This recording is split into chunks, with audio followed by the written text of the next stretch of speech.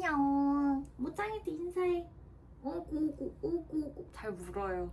모냥이가 중성화를 했습니다. 고생 많았니? 우리 고생 많았니? 근데 조금 더 잘 안겨 있는 것 같아요. 중성화하기 전보다 그치? 근데 무는 거를 여전히 좋아합니다. 오늘은 모냥이가 주인공은 아니고 책 리뷰를 하려고 합니다. 사과 리뷰를 할 건데요. 가보실까요? 근데 이 파과는 사실 이 조각, 이 주인공은 가족이 없어요. 가족이 없고 혼자 살아가는 인물이에요. 그래서 처음에 시작을 할 때 그 지하철에 이제 조각이 딱 탑니다. 그리고 되게 민폐인 아저씨가 있어요. 제가 조금 다른 얘기를 하자면, 제가 이제 4년차 직장인인데 회사 가면서 회사를 다니면서 가장 힘든 게 무엇이냐라고 하면은 저는 아무래도 대중교통을 타는 게 제일 힘든 것 같아요. 되게 내향적으로 바뀌었어요. 뭔가 나이가 들어가고 사회생활을 많이 할수록 사람이 되게 내향적이어진다고 하더라고요. 어쩔 수 없이. 왜냐면은 사람들과 부딪힐 때 내 감정을 그대로 드러내고 내가 기쁘면 기쁘다, 슬프면 슬프다, 싫다, 좋다를 분명히 막 말할수록 어떨 때는 불리하게 작용을 하는 것 같더라고요. 그리고 너무 나를 많이 드러내면 안 된다. 제가 그걸 너무 뼈저리게 깨달았어요. 왜냐면은 저는 이제 친해지거나 아니면은 뭐 단적으로 이성 친구가 있겠죠. 뭐 친한 친구나 이성 친구한테 되게 깊은 고민을 많이 얘기를 하는 걸 좋아했어요. 20대 때는. 근데 그게 뭐 잘못된 건 아니죠. 사랑하고 의지하는 사람들한테 그렇게 할 수 있는 게.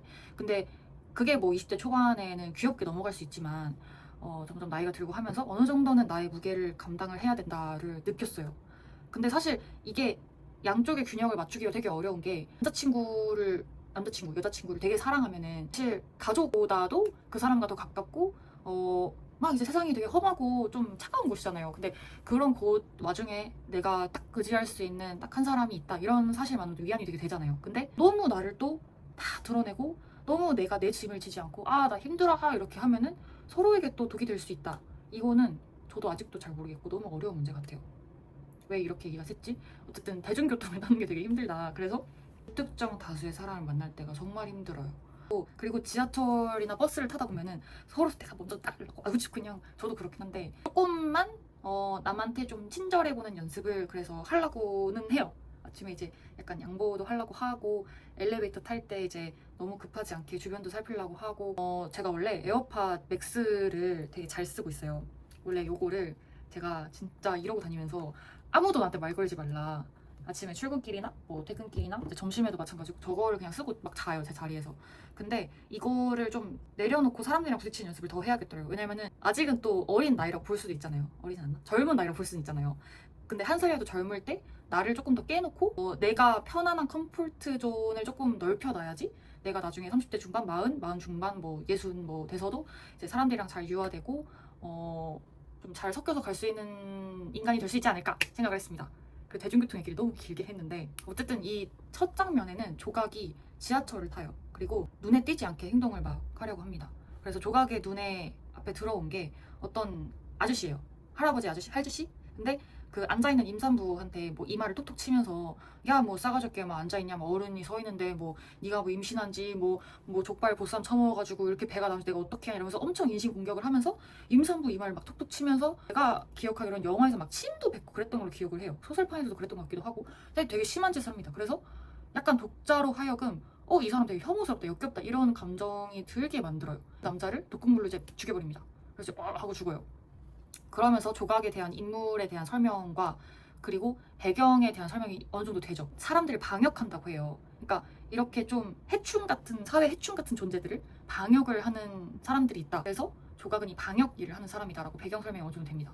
킬러는 잘 숨어야 하잖아요. 사람들 틈에 잘 숨어야 하는데 그 숨을 때 나오는 구절이 있어요. 근데 제가 되게 이게 마음에 들어가지고 하이라이트를 해뒀습니다. 어느 장면에나 자연스레 녹아들어 원래부터 거기 있었던 20번째 엑스트라인 양 존재하는 그녀는 손자 손녀를 돌보는 황혼의 육아 노동에 지친 기색이 전무하며 자식들을 출가시키고 몸에 밴 근검 절약으로 여생을 유지하는 연금 생활자의 분위기를 풍기기도 한다. 이 사람은 주인공이 아닌 거죠. 근데 우리가 매일같이 지하철을 타면서 볼 법한 여자를 되게 묘사를 잘 해놓으셨어요. 조각이 그런 사람으로 이제 뭐 분해서 킬러 이렇게 딱 죽인 거죠. 하고 사람이 할 수 있는 역할에 되게 제한이 된다고 저는 많이 느꼈어요. 그리고 기술들에 빨리빨리 적응을 하지 않을수록 나는 약간 뒤처지겠구나 이런 거를 매일매일 회사를 가면서 느끼는 것 같아요. 지하철이나 버스의 사람들도 다 그런 생각을 할까? 과연 내년에도 혹은 다음 달에도 심지어 당장 다음 주에도 이 시간에 전차를 탈 수 있을지에 대한 실존의 불안을 잠깐이나마 접어두는 시간. 그냥 저는 사실 차 타는 걸 좀 좋아해요. 그냥 멍 때리고 창밖에 보는 게 좋은 것 같아요. 그냥 창밖을 멍 때리고 가는 사람들을 막 꾸역꾸역 모아놓은 게 지하철이잖아요. 어떻게 보면 신성한 공간일 수 있죠. 모두가 이제 살기 위해서, 생존을 위해서 일터로 가는 그 수단이잖아요. 근데 거기에 이제 모여있는 사람들이 사실 각자의 고민과 각자의 걱정거리를 막 안고 있는데 그 지하철과 버스 안에서는 딱히 뭐 할 수 있는 게 없죠. 그 시간은 흘러가는 대로 둘 수 있는 거예요. 뭐 너무 문불하나? 어쨌든 네, 뭐 저는 그런 생각을 좀 해봤어요. 제가 N이거든요. 나름의 아픔이 있지만 정신적 사회적으로 양지 바른 곳의 사람들, 이끼류 같은 건 도단할 득팀새도 없이 확고부동한 햇발 아래 뿌리 내린 사람들을 응시하는 행위가 좋다. 오래도록 바라보는 것만으로 그것을 소유할 수 있다면 언감생심이며 단 한순간이라도 그 장면에 속한 인간이 된 듯한 감각을 누릴 수 있다면 사실 평범한 사람들도 다 아픔이 있죠. 회사나 학교에서 저 이렇게 생각이 없지? 약간 되게 가벼워 보이는 사람도 사실은 집에서는 지옥을 경험할 수 있어요. 내가 음지에서 햇빛을 바라볼 때는 한없이 그냥 너무 밝은 거죠. 그래서 그냥 되게 햇빛 좋은 날, 그냥 되게 뜨겁기까지 한 날, 밖에 이렇게 그냥 보고 있으면 되게 따뜻하고 좋잖아요. 근데 약간 저는 이거를 저랑 다른 배경에서 자라온 사람들한테 느껴본 적은 있는 것 같아요. 그러니까 저도 뭐 크게 어려움 없이 자라왔지만 그래도 나름대로 막 고생도 해보고 뭐 나름대로 노력도 해보고 말했잖아요. 근데 정말 그냥 되게 밑도 끝도 없이 천진한 사람들이 있어요. 그냥 한 번도 실패를 경험해보지 않은 사람들, 한 번도 남들한테 싫은 소리 들어보지 않고, 한 번도 거절당해보지 않고, 한 번도 무시받지 않고, 한 번도 불가항력을 느껴서 좌절을 느껴가지고 그냥 나와 내가 닿을 수 없는 거에 거리가 너무 멀어서 혹은 너무 무거워서 그냥 가늠도 안 되는 그런 걸 느껴본 적이 없는 것 같은 사람들이 있어요. 저도 그 사람들의 속까지는 모르지만 어쨌든 그냥 마냥 천진한 사람들이 있어요. 근데 그 사람들을 볼 때 그냥 한번 느껴본 적은 있죠. 뭔가 되게 어떻게 생각하면 좀 부럽다. 어떻게 생각하면 나도 저렇게 되고 싶다. 그냥 마냥 천진하고 마냥 그냥 울타리 안에서 뭐 내가 간절하게 바라는 거나 내가 그냥 이루고 싶은 게 막 너무 하고 싶어가지고 일을 악물어야 되고 이러지 않아도 그냥 가만히 있어 내 손에 막 들어오면 너무 좋겠다 이런 생각을 해본 적은 있어요. 그래서 이거에 좀 다른 방식으로 좀 공감을 한 것 같아요.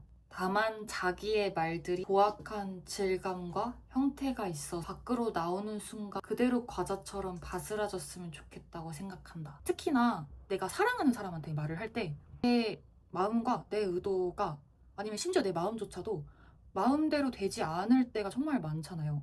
그러니까 나는 이런 마음이 아닌데 내가 바라는 거는 이런 거고 그럼에도 불구하고 이런 걸 해주지 않아 나는 너를 사랑하고 너가 되게 소중하고 이 순간이 너무 즐겁고 좋고 그런데 내 입 밖으로 나가는 말이나 행동은 그냥 이제 뭐 방어적이게 될 수도 있고 공격적으로 될 수도 있는데 그냥 나를 지키기 위해서 뭔가 아무거나 뱉을 때가 있고 마음대로 행동할 때가 있어요. 특히나 가장 가깝고 소중한 사람들한테 더 그러는 것 같아요. 그런 실수들을 많이 하는 것 같아요. 내가 봐도 논리도 맞지 않고 내가 봐도 이상한 단어들의 집합인 것 같고 되게 조악하게 느껴질 때가 있죠. 그래서 이 문구도 되게 동감이 많이 됐던 것 같아요. 그냥 지금 내가 하는 이 행동과 이 시간이 차라리 그냥 바스라졌으면 좋겠다. 뭐 이런 생각을 한 적도 있는 것 같아요. 투랑 조각의 인연이 몇십 년 전으로 거슬러 올라가는 거예요. 그러니까 투가 원래는 부잣집 아들이었는데 투의 아빠를 죽이는 임무를 조각이 받아서 조각이 투의 아빠를 죽여요. 근데 조각이 그 집 가정부로 위장해서 들어갔던 거거든요. 알약을 못 삼켜가지고 투가 조각이 알약을 일일이 다 빻아가지고 투한테 먹여줘요. 그래서 투는 가정에서 사랑을 받지 못해봐가지고 그런 사랑에 대한 결핍이 되게 큰 사람이었는데 조각한테 처음으로 그런 따뜻함을 느껴본 거죠. 죽인 현장을 투는 목격을 하게 되고 조각이 이제 도망가면서 투한테 잊어버려 이러고 도망을 가게 되죠. 10년이 지나서 자기도 킬러 일을 하면서 조각을 찾아낸 거. 투가 조각한테 자기를 기억하는지 궁금해서 계속 이제 주변을 맴돌면서 막 이렇게 빙글빙글 막 이렇게 깐죽깐죽해요. 그러다가 투가 깨닫죠. 조각은 자기를 기억하지 못하고 조각이 얼마나 많은 사람을 죽였겠어요. 킬러를 막 40년 동안 했는데 자기가 죽인 사람들의 애들 중 그냥 한 명일 뿐이다를 깨달아버린 거예요. 그래서 이렇게 묘사를 하죠. 그녀가 자신을 기억하지 못함이 확실해지자 그의 몸 한 귀퉁이에서 약봉지가 바스락거리는 소리가 났다. 한 시절과 그것을 이루거나 부순 몇몇 장면들이 요동하며 그의 눈꺼풀 속으로 밀려들어왔다. 그의 몸 한 귀퉁이에서 약봉지가 바스락거리는 소리가 났다. 이게 너무 좋았어요. 그러니까 사람의 약간 신경이 거슬리거나 이성이 흔들릴 때를 표현한 되게 좋은 표현이었던 것 같아요. 그러니까 나는 화가 나죠. 분노를 할 수도 있죠. 왜냐면은 이 사람에 대한 집착으로 나는 이 몇십 년을 견뎌온 거나 마찬가지인데 이 사람은 아무렇지 않게 나를 기억하지 못한다. 이 사람은 나의 아빠를 죽였다. 근데 그와 동시에 나한테 알약을 삼키지 못한다고 일일이 가루로 빻아주던 그냥 유일하게 따뜻함을 줬던 존재다. 그러니까 너무 싫은 거죠. 원양이는 엄마를 사랑하나요? 엄마는 원양이를 사랑하는데요. 놀다 왔죠? 하지 말래요. 하지 말래요. 원양이, 야 여기가. 사람에 대한 기억이나 그 사람에 대한 감정은 저도 장면들로 기억을 많이 하는 것 같아요. 그러니까 이 사람에 대한 나의 감정은 이 장면들로 이루어진 하나의 약간 사진 같은 거죠. 그러니까 저 같은 경우는 어떤 사람을 기억을 할 때 그 사람과 있었던 장면이 약간 동영상처럼 재생이 돼요. 그래서 그 장면의 감정을 좀 기억을 하는 것 같아요. 너무 멋있게 말했나? 약간 그런 것 같아요. 그게 나쁜 기억이든 좋은 기억이든. 후의 감정은 모르겠어요. 우리 아빠를 죽이고 나한테도 이렇게 강렬하게 나의 삶의 원동력이자 나의 복수심의 원천이었잖아요. 나한테는 되게 큰 존재인데 실제로 보니까 할머니인 거예요. 나보다 되게 약할 것 같고 거기서 실망을 많이 해서 거기에 실망감에서 오는 배신감도 있을 거고 그냥 뭐야 하면서 더 해봐 막 힘드냐 약간 이렇게 하면서 약간 겨루고 싶어하는 그런 심리가 있었겠죠. 근데 투는 모르겠어요. 어디로 가는지도 모른 채 이제 조각한테 그렇게 했을 것이고 조각도 내가 시작한 거니까 내가 끝내주겠다 이런 마음가짐이었을 것이고 그래서 투가 결국엔 조각한테 죽임을 당하게 되죠. 투가 이제 칼을 맞았나 총을 맞았나 이렇게 쓰러져요. 그래서 조각이 조각이 이제 투의 목을 받치고 그 마지막 투가 눈을 감을 때 옆을 지켜줘요. 근데 이때 하는 말이 있습니다. 투가 매번 뿌리는 그 향수 냄새가 있거든요. 근데 그거를 양치식물의 냄새라고 표현을 하더라고요. 제가 아는 양치식물은 고사리밖에 없는데 고사리 냄새인가? 근데 양치식물의 향수를 뿌린대요. 투가.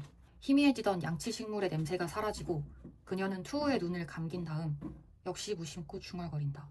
이제 알약 삼킬 줄 아니? 이제 알약 삼킬 줄 아니? 투우야? 이제 알약 삼킬 줄 알았을까요? 모르지 않았을까요? 영원히 아기이지 않았을까요? 세상을 살아가다 보면 감정을 드러내고 가지는 게 약간 사치처럼 느껴질 때가 있긴 있어요. 근데 사랑하는 사람이 있어서 누릴 수 있는 특권은 내가 이 사람을 사랑하는 감정이든 이 사람에게 서운한 감정이든 세상을 살아가면 슬프거나 버겁은 감정이든 아니면 너무 즐겁거나 행복한 감정이든 드러낼 수 있는 거죠. 영화도 시간 여유가 되시고 관심이 있으시다면 보시는 걸 정말 추천드리지만 약간의 아쉬운 것은 배우분들이 대사를 하실 때 잘 안 들려요. 자막을 켜지 않으면 대사를 알아들을 수 없을 정도로 소리가 잘 안 들려요. 음향 그건지는 모르겠는데 여튼 그거 빼고는 너무너무 좋은 영화였던 것 같아요. 그리고 영화에 맞게 각색도 적절히 잘 된 것 같고 미감도 좋고 일단 이혜영 배우님이 너무 멋있으시고 네, 준표 어머니로 나왔던 게 엊그저께 같은데 파과에서도 되게 멋있게 나오십니다. 어쨌든 오늘 와장창창 책 리뷰는 여기까지고요. 이걸 어떻게 편집해야 되는지 막막한데 일단 저의 와장창창 책 리뷰 봐주셔서 감사합니다, 여러분. 안녕.